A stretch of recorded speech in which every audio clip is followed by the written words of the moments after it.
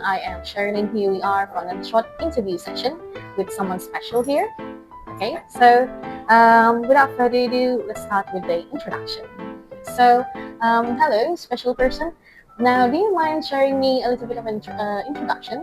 Yeah, sure, no problem. Hello, everyone. My name is Sindan Jason Singh, currently teaching at SK Kapayan. I will be facing with year 4, 5, and 6 students. Okay, so we're going to go straight away into question number 1. Okay, so Simran, what are the common challenges that your pupils face when learning English as a second language? Okay, for my experience, common challenges that my students will face is local language itself. They prefer to speak in Bahasa Melayu, which is Bahasa Malaysia as well, compared to English, and therefore they do not have the confidence to speak in English due to their local language. I see. So, at what age group do you notice the biggest difficulties? Is it the younger children starting from year 1 until 6, or primary pupils like around 7 to 12 years old? And why do you think so? Okay, for that one, I mostly teach in primary students, so therefore year 4, 5, and 6. I personally think the younger one are much more easy to teach them because they are willing to learn. They are entering another dimension within that. But for year 6 students, might be a bit difficult because they have their own mindset that why not just speak in Malay since we are going to the entrance exam with Malay as well. And why is due to their mindset of the environment itself as well, that they do not want to speak in English and how they don't want to learn in English. So, what signs do you usually see in people who struggle with English competence? So the sign that I usually see is their lack of confidence, and they don't feel like they want to engage any activity that is regarding to English. Some of them are afraid that they are being judged, and some of them are very lazy to participate themselves in that particular activities. Oh, I see. That's the challenges. Okay. So, well, based on these stories, right? How do you handle or support your students who are weak in English? How do you deal with them? Okay, for that one, usually some teacher, they will throw in some words, do not look at their proficiency levels. So for me, I will separate them into 2 groups, which is the high proficiency and also the low one. So there I can give them different activities they can participate, and also try to make some assignment or games that make them to engage. They want to engage, they want to try to speak or write, so it's easy for them to be in that same circle of group within the others. Oh, so basically your method is just grouping them. Yes. Okay, I see. As mentor and mentees. From your experience, what are the main causes that affect the student's ability to learn or master this language, the English? Can you state at least 2 examples and elaborate why?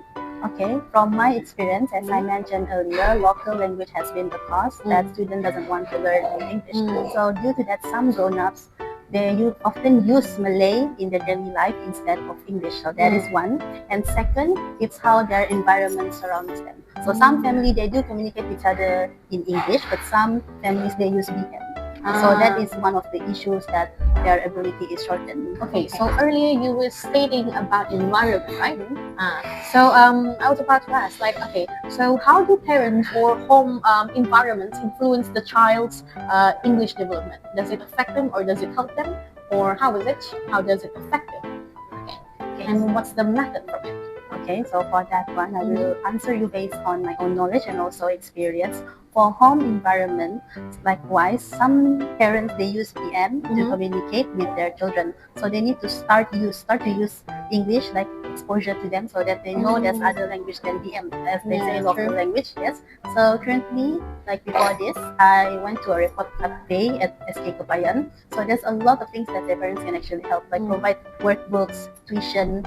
So it actually depends on how their parents treating their children in this English language, how involvement of the parents.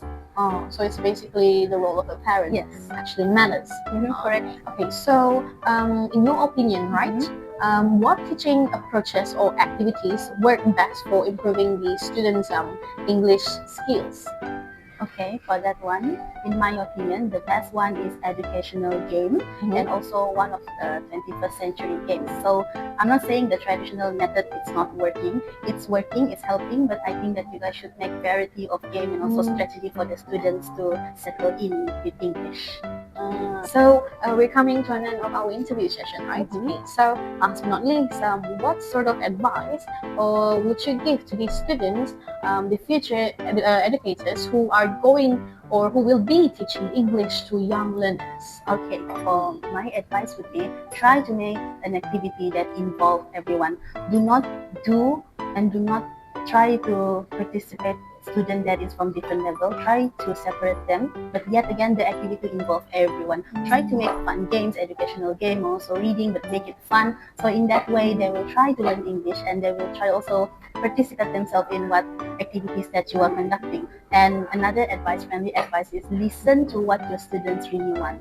Like for example, teacher, I am not very good at reading. Try to teach them at reading, also writing. Try to make them feel involved and not left out. I think that is all advice from me that I can give. That's a very nice advice there, and it works best for students, right? All right. So I guess that's all for today. Thank you, Simran. Welcome. Bye bye.